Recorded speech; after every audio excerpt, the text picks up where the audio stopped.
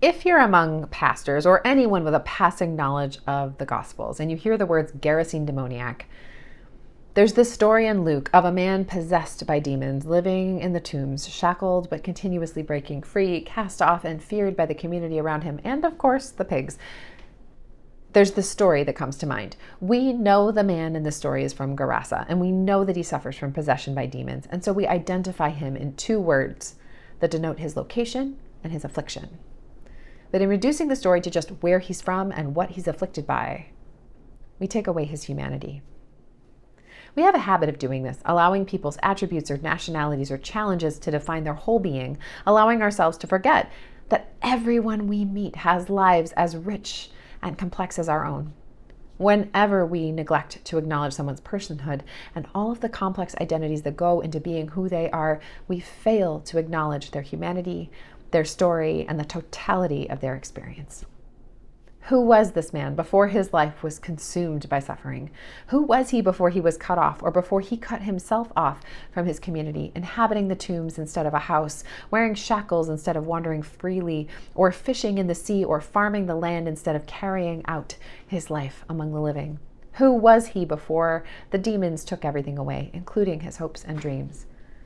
Did he have a family of his own, or was his mother the only one who still imagined who he could have been, who grieved for the life her son never had? Who was this man? Most importantly, we know that above all else, this man, broken, cut off, tormented by demons, this man was a child of God. And even in the midst of suffering so big that it overshadowed and overtook every other aspect of his life, even when no one else could see him for who he was, even when his community had been taught to walk by him quickly and whisper about him in secret, even though they had been taught to fear him and avoid him and pretend not to see him, Jesus saw him. And not only did Jesus see him, Jesus stopped and took the time and effort to call out his demons and release him from his misery. Jesus stopped and took the time to release him from his suffering and restore him to his community. Now, I am no expert in exorcism. It is not, as you might say, my thing. But Jesus saw that this man's life had been overtaken by something he could not control, by a power far greater than he, and that it had robbed him of the life he should have had. And rather than looking the other way, rather than quickly moving on to his next important thing to do and ignoring this man's plight, Jesus challenged the power that kept this man imprisoned.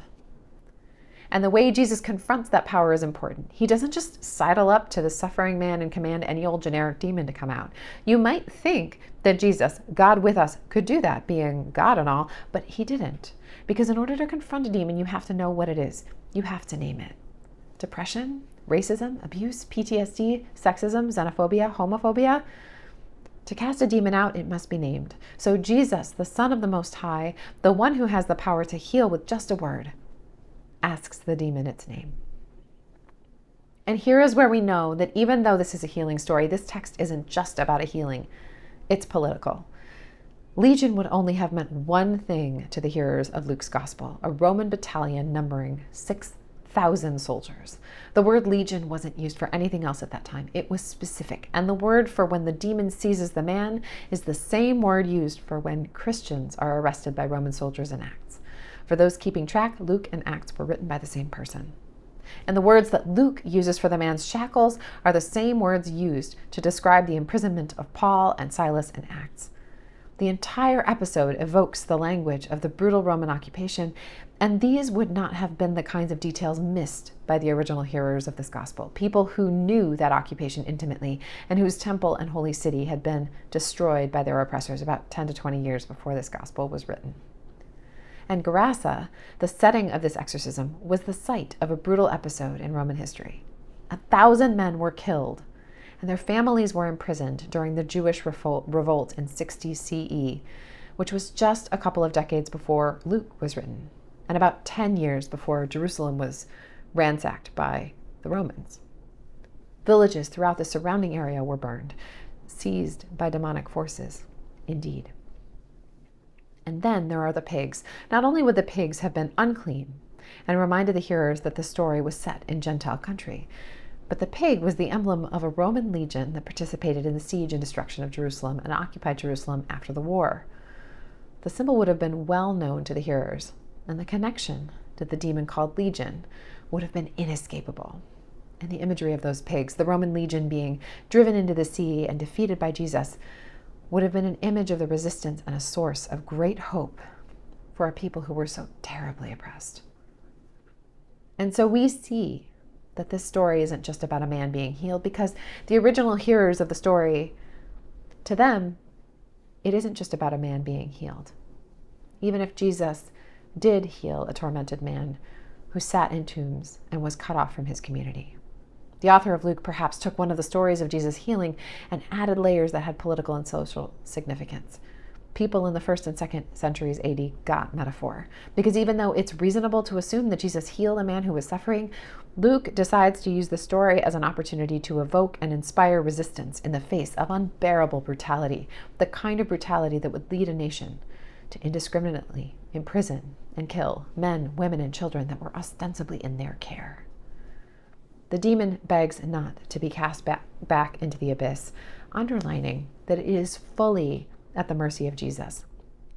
Instead, that legion chooses to be driven into a herd of pigs, and it drowns anyway, in the place where, in the tradition of the Hebrew texts, so much chaos and danger comes from. Luke writes that not only does Jesus heal our own personal wounds, delivering us from terrible suffering, but God will deliver God's people from oppression in all its forms, even the oppression of empire. And even though the man himself is relieved, the people's reaction is really interesting. They do not rejoice with him at his liberation. Instead, they are fearful. And we might ask why, since we would assume that people who saw a long-lost member of their community healed should be joyful at his restoration to them. Here is this man, liberated from occupation by this demon, healed, restored to his full humanity and dignity, but they thought they were safe as long as he was kept in chains. They had grown comfortable with his captivity and his otherness, but now he was no longer under their control, and perhaps they had always thought it would be impossible for him to ever be fully restored to community. Perhaps they thought they could always keep him at a safe distance. Perhaps they never thought they would have to figure out how to trust him or allow his presence to change the face of their community.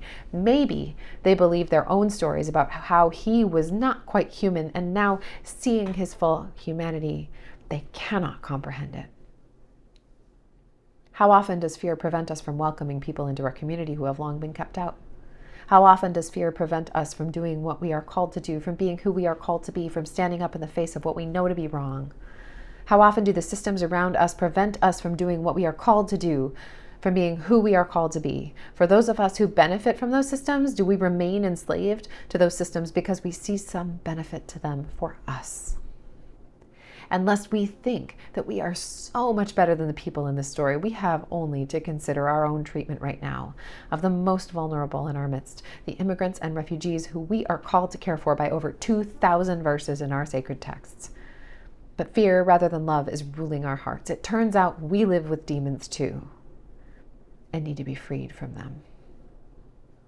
What would happen if we allowed our fear to be called by its name and driven into the sea? What if our fear, our demons, no longer owned us? What if we no longer sat bound in chains, despondent, certain that nothing could ever release us? What if we heard the voice of Jesus command those demons to come out? And Jesus, who calls so many to follow him, sends this healed man home. This man has been cut off from his community for so long, and it's understandable that he wants to stay with the first person who has actually been able to help him, who has actually acknowledged his humanity, who has shown him compassion. But Jesus does not allow this man to stay with him. Perhaps he feels this man has both learned and suffered enough, suffered in his affliction and learned from his healing. Because Jesus knows there is suffering ahead for the disciples. Or perhaps Jesus knows that by sending this man back into his community, the man will be another witness to God's healing power in real people's lives, the power to heal the sick and suffering, the power to overturn systems of oppression, the power to overcome fear, the power to restore community.